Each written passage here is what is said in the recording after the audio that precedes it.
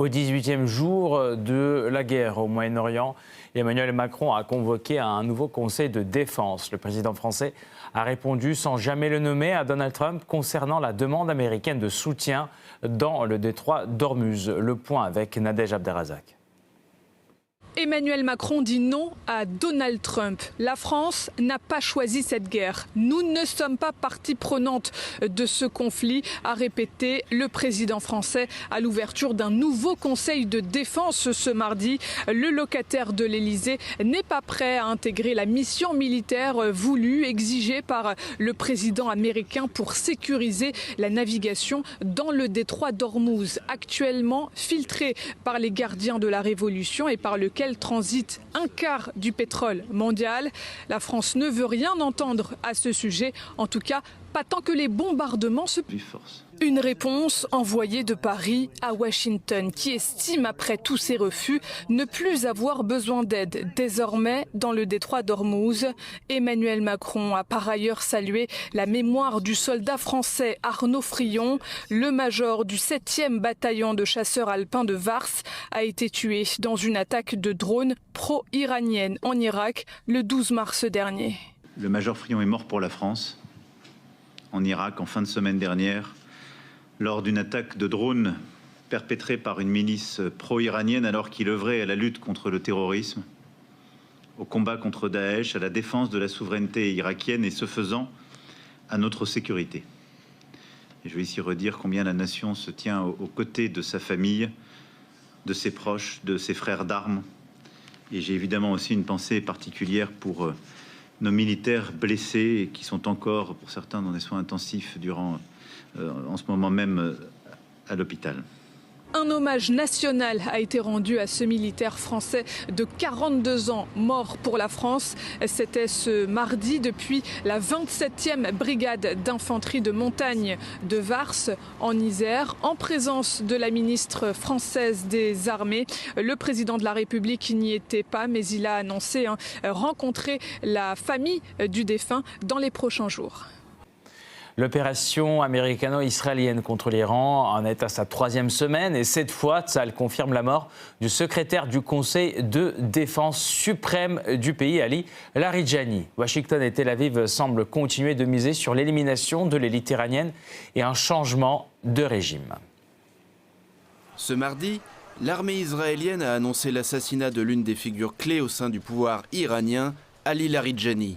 Le général Golaremza Soleimani, commandant de la milice du Basij, aurait également été atteint après des frappes menées dans la nuit en Iran par Tsahal, comme l'affirme le ministre israélien de la Défense, Israël Katz. Le Premier ministre Benjamin Netanyahou et moi-même avons ordonné à Tsahal de continuer à traquer les dirigeants du régime de terreur et d'oppression en Iran, afin de trancher sans relâche la tête de cette pieuvre et de l'empêcher de repousser. Le président américain Donald Trump a évoqué le taux de renouvellement élevé au sein de la direction iranienne. Demain matin, à Washington, nous l'informerons que ce taux de renouvellement se poursuit et s'accélère même après l'élimination de 2 figures les plus haut placées encore en fonction. Le chef d'état-major vient de m'informer qu'Ali Larijani, secrétaire du Conseil suprême de sécurité nationale, et Gholamreza Soleimani, chef du Basij, l'institution clé de la répression en Iran, ont été éliminés hier soir. Ils ont ainsi rejoint leur chef Khamenei, ainsi que tous les membres de l'Axe du Mal déjà éliminés, dans les profondeurs de l'enfer. Au 18e jour de ce conflit, dont les péripéties ne se déroulent manifestement pas comme prévu pour Washington et Tel Aviv, les alliés dans cette agression contre l'Iran espèrent toujours remporter la victoire en renversant les autorités actuelles à Téhéran. Nous menons une action très importante et nous avons clairement indiqué que notre objectif est d'éliminer, à long terme, les menaces existentielles qui pèsent sur nous. Nous ne voulons pas nous retrouver dans une nouvelle guerre chaque année. Pour y parvenir, nous devons faire ce que nous faisons aujourd'hui. Et nous travaillons également à créer les conditions qui permettront au peuple iranien de retrouver sa liberté. Pendant ce temps, Téhéran conserve toujours sa capacité de porter des ripostes dévastatrices. Selon le corps des gardiens de la révolution islamique, dans une énième vague d'attaques, l'Iran a utilisé des missiles balistiques très lourds et des missiles hypersoniques.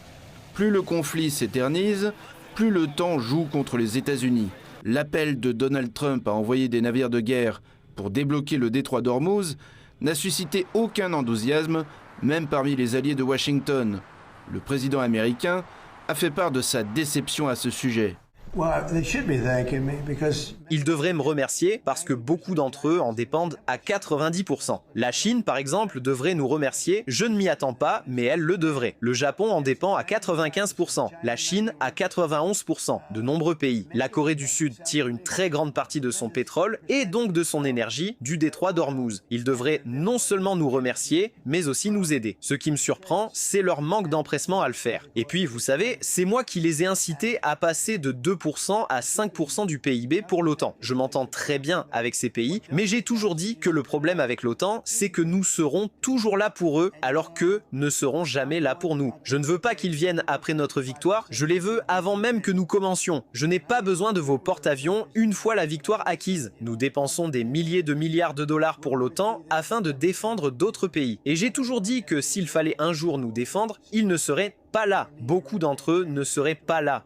L'escorte militaire des navires marchands dans le détroit d'Ormuz ne permettra de rétablir la navigation qu'à hauteur de 8 à 10%, écrit le journal The Times, citant une analyse de Lloyd's List Intelligence. Quoi qu'il en soit, rares sont ceux qui souhaitent s'engager dans un conflit armé, conscients du coût de telles mesures. La plupart des alliés européens de Washington n'ont pas répondu à cet appel à l'aide. La vice-présidente de la Commission européenne, Kaja Kallas, a clairement déclaré que ce n'était pas une guerre pour l'Europe. D'abord, la navigation dans la région. Ce n'est pas la guerre de l'Europe. Au regard de la situation actuelle, nous avons l'opération Aspides, comme je l'ai dit, en mer Rouge. Il a été question de la renforcer, car elle ne dispose pas d'assez de moyens navals. Il en faudrait davantage. Mais quant à savoir si nous allons étendre également ce mandat pour couvrir le détroit d'Ormuz en remontant au nord de la ligne de Mascate, les États membres n'ont manifesté aucun intérêt pour cette question. Kaja Kallas a souligné que malgré son statut d'allié de Washington, l'Europe comprend mal la logique qui sous-tend l'action de l'administration américaine dans la région. Certes, nous sommes les alliés des États-Unis, mais nous ne comprenons pas vraiment leurs actions ces derniers temps. Comme je l'ai dit, nous n'avons pas été consultés et nous ne comprenons pas quels sont les objectifs de cette guerre. Je crois que c'est le sentiment général. Se retrouvant isolé, le locataire de la Maison-Blanche s'est empressé de déclarer qu'il n'avait pas besoin d'aide, car les États-Unis sont de toute façon la plus grande puissance militaire. Je ne leur force pas la main parce que, à mon avis, nous n'avons besoin de personne. Nous sommes la nation la plus forte au monde. Nous avons l'armée la plus puissante au monde et de loin. Nous n'avons pas besoin d'eux. Mais c'est intéressant. Dans certains cas, je le fais non pas parce que nous avons besoin d'eux, mais parce que je veux voir comment ils réagissent. Parce que je dis depuis des années que si jamais on avait besoin d'eux, ils ne seraient pas là. Pas tous, mais certains ne seraient pas là. Les coups politiques de l'opération américano-israélienne contre l'Iran pourraient s'avérer tout aussi lourds pour Donald Trump que les répercussions sur le plan économique. Le président américain continue de convaincre ses concitoyens et l'ensemble de la communauté internationale que tout sera bientôt terminé et affirme une nouvelle fois que les bouleversements provoqués par l'attaque contre la République islamique ne sont qu'un petit prix à payer.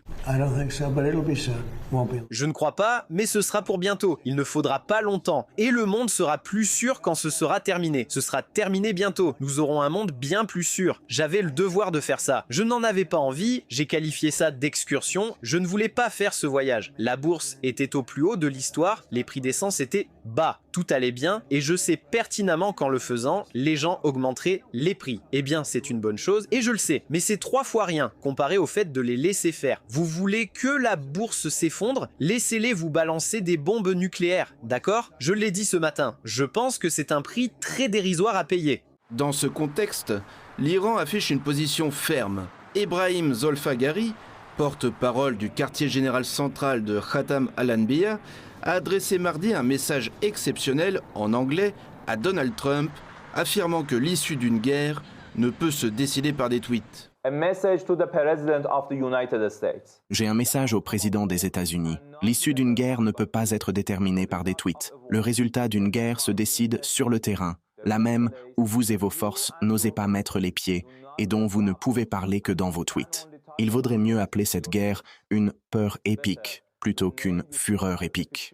18 jours après le début de l'opération américano-israélienne contre l'Iran, on ne sait pas encore si Washington et Tel Aviv ont un plan B, dans le cas où le conflit s'éterniserait. L'escalade a déjà pris une dimension régionale et le pari de Donald Trump visant à élargir le cercle des participants à cette aventure n'a pas fonctionné. Dans ces conditions, les États-Unis et Israël semblent toujours espérer que la victoire sur l'Iran ne se fera pas sur le champ de bataille, mais en sapant le pays de l'intérieur. Pour le moment, ces attentes sont brisées par l'unité du peuple démontrée dans les rues de la capitale et d'autres villes. Un blackout géant paralyse Cuba, une situation critique pour l'alimentation électrique qui intervient au moment même où Donald Trump évoque l'idée d'avoir probablement l'honneur de prendre Cuba d'une manière ou d'une autre. Les détails. C'est une image que les Cubains connaissent trop bien désormais. Un pays plongé dans l'obscurité. Ce 17 mars, le réseau électrique national s'est une nouvelle fois effondré. C'est le 3e incident majeur en 4 mois et le premier depuis que les États-Unis ont suspendu leur livraison de pétrole vers l'île. En pleine crise énergétique, les propos de Donald Trump résonnent comme une menace à peine voilée. Je crois vraiment que j'aurai l'honneur de prendre Cuba. Je veux dire, que je la libère ou que je m'en empare, je pense que je pourrais en faire tout ce que je veux. Vous voulez savoir la vérité? C'est une nation très affaiblie en ce moment. Selon le New York Times, le locataire de la Maison-Blanche, qui a récemment fait main basse sur les actifs vénézuéliens, chercherait plus concrètement à écarter le président Miguel Díaz-Canel du pouvoir. L'objectif affiché serait de forcer des réformes économiques que l'actuel chef de l'État, jugé trop rigide par Washington, ne serait pas enclin à soutenir. L'éviction du responsable cubain serait une victoire symbolique pour le président Trump qui lui permettrait de dire aux Américains qu'il a renversé le dirigeant d'un gouvernement de gauche opposé depuis longtemps aux États-Unis comme il l'a fait au Venezuela. Face à ces ingérences, Moscou, allié historique de la Havane, monte au créneau. Le Kremlin réaffirme son soutien à l'île et se dit prêt à apporter une aide concrète tout en soulignant la souveraineté de Cuba. Nous entretenons des contacts avec les dirigeants cubains, tant au niveau des experts qu'au niveau opérationnel. Cuba est un État souverain indépendant, confronté à de graves défis économiques provoqués par l'embargo étouffant qui lui est imposé, ainsi qu'à de graves problèmes humanitaires. Bien sûr, nous sommes prêts à fournir toute l'aide possible. Toutes ces questions sont soulevées avec nos interlocuteurs cubains. Une main tendue alors que la situation sur le terrain devient explosive. Donald Trump a déjà placé Cuba sur sa liste noire, juste après le Venezuela et l'Iran. Et sur l'île, la situation est dangereuse. À l'absence d'électricité, s'ajoute désormais la pénurie de nourriture et de médicaments. La Hongrie et la Slovaquie viennent d'obtenir gain de cause. L'oléoduc Druzhba, qui transporte le pétrole russe, va rouvrir après des mois de blocage. En tout cas, c'est ce qu'a promis Kiev face à la pression de ses partenaires européens. Sous la pression de la Hongrie et de la Slovaquie, l'oléoduc Druzhba, à sec depuis le 27 janvier, va rouvrir. Pourquoi une si longue paralysie? Officiellement, Kiev évoquait une panne due à une attaque russe. Selon l'agence Reuters, Volodymyr Zelensky a promis les réparations sans jamais les concrétiser. Ce n'est qu'à quelques jours d'un sommet crucial de l'UE, où il espère obtenir des milliards d'euros, qu'il a enfin daigné écrire à Bruxelles. Dans une lettre adressée à l'Union européenne, Volodymyr Zelensky a indiqué que les travaux de réparation du pipeline touchaient à leur fin et que la station de pompage devrait être mise en état dans un délai d'1 mois et demi. Une promesse qui arrive à point nommé. Ce courrier a été envoyé à Bruxelles à seulement 2 jours d'un sommet européen décisif, les 19 et 20 mars. Au menu, le 20e paquet de sanctions contre Moscou et un prêt de 90 milliards d'euros pour Kiev. 2 dossiers que Budapest et Bratislava bloquaient, exigeant au préalable le rétablissement des flux de pétrole russe. Les 2 pays dénoncent depuis des mois ce qu'ils considèrent comme un sabotage pur et simple. Pour sortir de l'impasse, l'UE a proposé son aide technique et financière pour des réparations plus rapides. Une offre officialisée par Ursula von der Leyen et Antonio Costa, et que Kiev a accepté. Les Ukrainiens ont salué et accepté cette offre. Des experts européens sont disponibles immédiatement. Notre priorité est d'assurer la sécurité énergétique pour tous les citoyens européens. Pourtant, la méfiance reste de mise. Plus tôt, ce mois-ci, une commission hongroise s'était rendue en Ukraine pour inspecter les installations. Une visite dont Zelensky avait assuré ignorer les raisons. Budapest et Bratislava l'accusent ouvertement de traîner des pieds. Des accusations que l'homme politique ukrainien rejette catégoriquement. Les allégations selon lesquelles l'Ukraine entraverait délibérément le transport de pétrole via l'oléoduc Druzhba sont infondées. Un déni qui ne dissipe pas les doutes.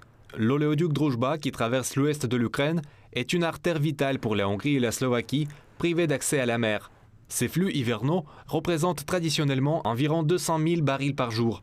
Alors que la Commission européenne admettait ne pas vouloir mettre la pression sur Kiev, force est de constater que c'est exactement l'inverse qui s'est produit.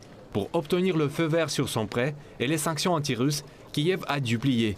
Une victoire pour Budapest et Bratislava et un camouflé pour Zelensky.